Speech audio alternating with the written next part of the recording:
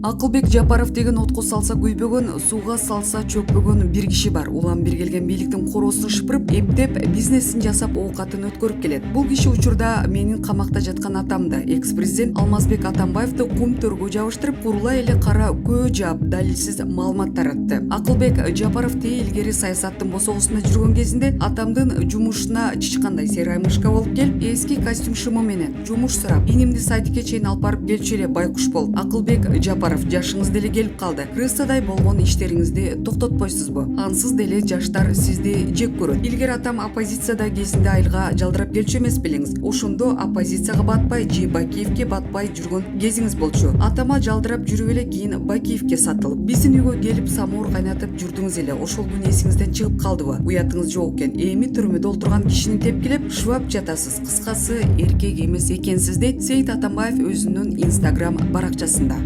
Атамбаевдин уулу кум төрү боюнча комиссияда айтылган айыптоону четке какты. Мурдагы президент Алмазбек Атамбаевдин уулу Сейитбек Атамбаев кум төр алтын кенидеги ишмердүүлүктү текшерип жаткан мамлекеттик комиссиянын отурумунда атасынын дарегин айтылган айыптоолорго жооп кайтарды. Ал 13 майда Фейсбуктагы жеке баракчасына комиссиянын төрагасы, Жогорку кеңештин депутаты Акылбек Жапаров курулай эле кара көө жаап, далилсиз маалымат таратты деп жазды. 12 майда Жапаров комиссиянын отурумунда Центера компаниясынын 2011 жылы Кыргызстанга демөөрчүлүк акчасын президенттик шайлоого пайдалануу ыктымалдыгы изилденип жатканын айткан жана Атамбаев Алмаз Шаршенович шайлоо өнөктүк учурунда Центера компаниясынан $10 миллион алган деп билдирген. Кыргызстанда 2011-2017 жылдары башкарган Атамбаев азыр абакта отурат. 2019 жылы ал Крим Төбөл Азиз Батукаевдин түрмөдөн бошотулушуна байланыштуу камакка алынып 11 жылга кесилген. Мындан тышкары ал Кой Таш окуясы үчүн да айыпталууда. Кумтөр боюнча мамлекеттик комиссия 12 майдагы жыйынында Кумтор Голд Кыргызстанга салык жана экологиялык санкция түрүндө $4 миллиард 252 миллион төлөөгө милдеттүү экенин билдирди. Быйыл 17 февралда Жогорку кеңеште кендеги ишмердүүлүктү текшерүү үчүн депутаттык комиссия түзүлгөн. Кийин ага мамлекеттик макам ыйгарылган. Кумтөр Кыргызстандагы эң чоң алтын кендердин бири. Аны канадалык Центера Голд компаниясы иштетет. Кыргызстан үлүшү 26%-ын түзөт. Булак Азаттык. Эл чындыкты билсин. Абактагы Аспеков кыйноого кабылганын айтып чыкты. Социалдык тармактарда Усман Бек аттуу колдонуучу Садыр Жапаровдун эң ишенимдүү адамдардын бири кийинчерээк пара талап кылды деген шек менен кармалган абактагы Мелис Аспековдун катын жарыялады. АКС ГКНБнын башчысын Бекболсун Абсатаровду татыксыз берилген генералдык чининен ажыратып, токтоосуз ээлеген кызматынан кетишин талап кылам. Мени ГКНБнын СИЗОсунда мыйзамсыз заказ менен камап, кыпындай күнөөм жок отурганыма 5 ай кетти. Жогорку жактан тергөөчүгө басым болгондуктан ал деп болбогон ишти токуп 3 ай кыйналып сотко бир том кылып өткөрүп берди. 3 айдын ичинде АКСтин башчысы татыксыз генералдык чинге ээ болгон Бекболсун Абсатаровдун түзмө-түз буйругу менен бөрк ал десе баш алган АКСтин кызматкерлери мени кыйнап бүтүштү. Талап кылгандар тергөө менен кызматташып Сыймык Жапыкеевке жалган жала жаап, чындыкка дал келбеген көргөзмө алуу, ошондо гана мени үй камагына бошотобуз деген адамгерчиликке жатпаган ыкмаларын кылышууда. Арам максаттарына жетиш үчүн мага психологиялык жана физикалык жактан залалга келтиришти. Жапыкеевке жалган көргөзмө беришип бат эле, бирок кийин Сыймыктын бетин мен кантип караймын, акыретте Кудайдын алдында кантип жооп берем. Бала кезден бери коррупция менен күрөшүп келип, мамлекетке бир тыйын зыян келтирбей, ал эми чоңоюп күчкө толгон кезде зөөкүлөрдүн басымына чыдабай сынып калсам, мен өзүмдү кечирбеймин жана мындан ары чынчыл адам катары жашашымдын кажети жок. Дал ушундай татыксыз жасалма оюнчук генералдар биздин өлкөнүн чолок кадр саясатына кара булут каптатып жатат. Профессионал болбосо ушинтип кара күчкө салып каракчылык кылат экен,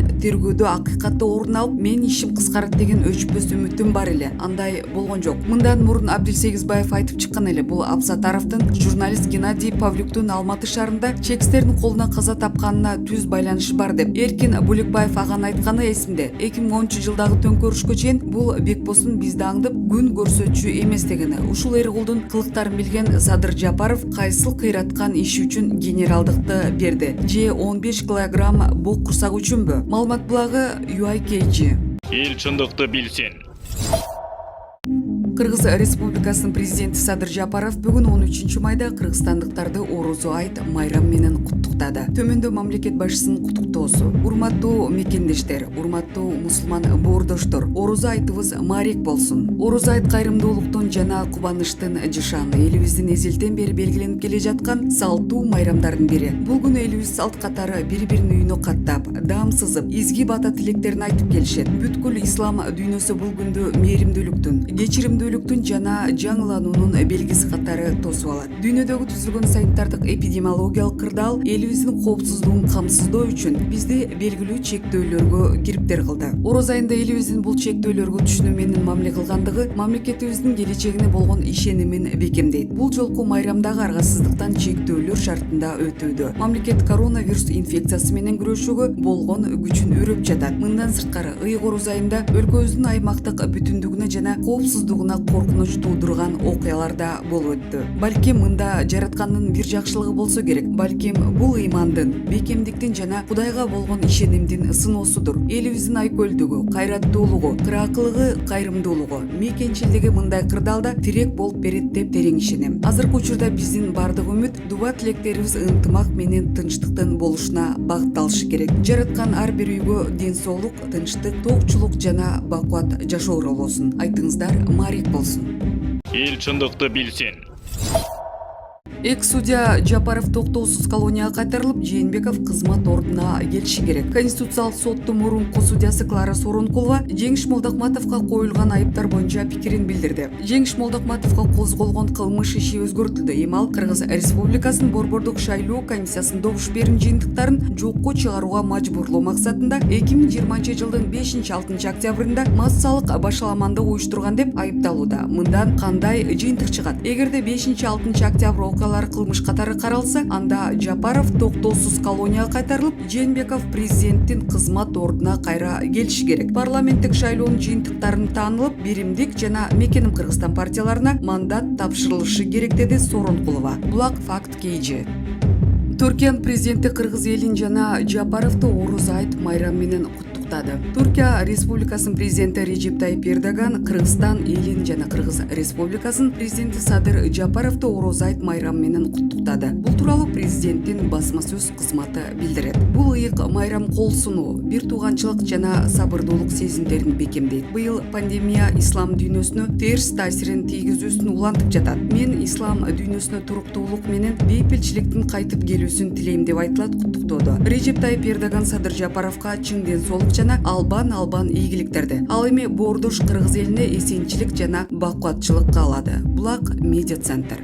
Казань бийликтеги интернетти чектөөнү кыйтты. Казандагы трагедиядан кийин Орусияда интернетти чектөө, курал жарак сатуу эрежесин каталдаштыруу жана окуу жайларда балдарды улуттук идеологияга тарбиялоо демилгелери көтөрүлүп жатат. 7 окуучу менен 2 мугалимдин өмүрүн алган Казань шаарындагы 175-гимназиядагы трагедиядан кийин Татарстан аза күтүүдө. Шейшембиде эртең менен саат 11-де миңдей бала билим алган мектепте бир нече жардыруу болуп, андан соң куралчан адам 1-кабаттагы класска кирип барып окуучуларга ок аткан. Бул каргашада 8-класстын 7 окуучусу жана балдарды коргогон 2 мугалим каза болгонун кабарланды. Жалпы 32 адам жабыркап, 23 ар кандай жарат менен ооруканага түштү. Жардыруу менен ок аткылоо маалында үстүнкү кабаттагы айрым окуучулар терезеден секирип кеткен. Адам сыягы жок неме класска кирип келип аткылай баштаганда менин балам менен жандагы окуучу партанын астына жата калып өлүктөй түр көрсөтүшкөн. Ок алардын үстүнкү кийимдерин тешип далга тийген экен. Тез жардам менен ооруканага алып келип, дароо операция жасашты. Балам үн чыгарбай эле олтурат. Бизди аяп жатат окшойт. Анын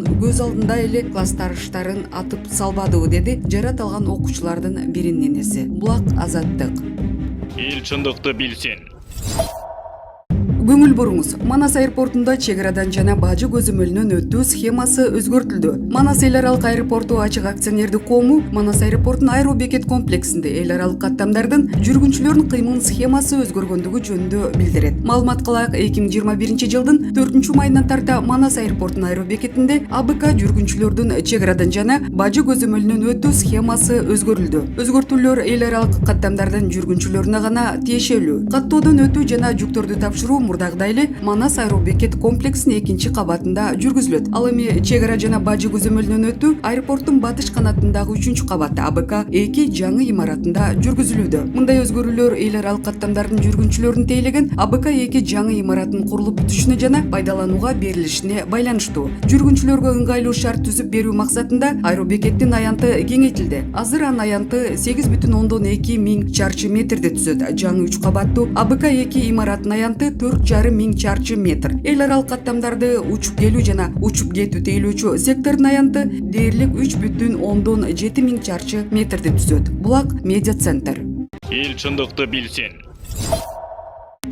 Кылтылдап кыргыз баратса кылгырып көздөн жаштамат. Кылгырып көздөн жаштанып турат. Себеби өлкөбүздүн экономикасы кылтылдап араң жүрүп баратат. Өкмөт кабинет бол башына экономикадан түк түшүнүгү жок, битин сыгып канын жалаган. Акча дегенде ак эткенден так эткендер келишти. Окшошконго мушташкан кыл биз акча дегенде ичкен ашын таштаган Новиков сыяктуу көпөстөргө кыргыздардын экономикасын ишенип карматканыбыз аз келгенсип, жанын эс алганда ырдап берип турсун деп Жылдыз Бакашева сыяктуу китепканачыны кошуп койдук. Деги дагы эле карышкырлар кой кайтарта баштадыкпы? Бүгүнкү дүйнөдө экономиканын тармагы абдан кеңири кулач жайган. Алсак, маркетинг, менеджмент, финанса, макроэкономика, микроэкономика. Негизги эки тармак микроэкономика менен макроэкономикага токтоло кетели. Бир үй бүлөнүн жай чарбасы же фирма экономикалык көз караш менен алганда бирдей деңгээлде эле каралып, микроэкономикада окутулуп үйрөтүлөт. Үй бүлөнү же фирманы көтөрүш үчүн эмнелерди билиш керек? Албетте, базар баасын, сунуш талапты кантип сатыш керек, кантип алыш керек. Муну азыркы кыргыздардын бок мурун балдары деле билет. Биздин азыркы кабинетте иштегендердин экономикадагы деңгээли ушул эле. Анын үстүнө 90-жылга чейин бизнес жок болгондуктан кээ бирөөлөрдүн миллиарддаган акчалары таза келди деп ким кепил боло алат? 30 жылдан бери биздин өлкөдө жапай бизнес өкүм сүрүп келе жатат. Бирөөдөн алып жуткандар, бийлигине таянгандар, айласы кеткенде криминалдык жол менен байлык топтоп жатышканы белгилүү. Эми макроэкономикага келели. Макроэкономика бул татаал илим. Буга көрүнгөндөн эле башы жете бербейт. Биз экономикасы өнүккөн жана начар мамлекеттер деп атабыз. Мамлекетте иш табылабы кандай төлөнөт? Товар тейлөөлөрдүн наркы кандай? Алар кантип өзгөрүлөт? Кандай товарларды башка мамлекетке алып чыгып сатып, кандай товарларды сатып алса болот? Валюталык курстун, жумушсуздуктун, экономикалык өсүүлөрдүн, инфляциянын деңгээли канча болот? Макроэкономика ушул сыяктуу мамлекеттик деңгээлдеги экономикалык анализ жүргүзөт. Акча дегенде ак эткенден так этип ата-энесин сатып ие турган сүткорлор элине эч качан жакшылык кылган эмес. Муну далилдеп бере турган болсок, өткөн кылымдын 30-жылдары америкалык ачкөз империалист бизнесмендер элинин канын кактабай сорушуп, байлыктын чегине жетишкен. Кара таман калктын кара курсагын тойгузууга каражаты калбай калган. Дөдөй империалист бизнесмендердин элине кара санаган мындан билсе болот. Алар ашыкча чыгарган азык-түлүк товарлардын баасы түшүп калбасын деп арзандатышкандан коркушуп, миллиондогон тоннаны океанга алып барып төгүшкөн. Ошентип улуу экономикалык кризиске жол ачылган. Калай калк ачкадан кырыла баштаган. Алардын кесири бүт дүйнөгө тарап, казак туугандар ачкалыктан бизге тентип келишкени белгилүү. Ошол мезгилде империалисттик мамлекеттерди бүтүндөй дөгүрсүгөн бизнес чөйрөсүндөгүлөр башкарган. СССР болсо империализмдин күнү бүттү деп Куран окутууга даярдана баштаган. Ошондо англиялык экономист Джон Кейнс болбосо капиталисттик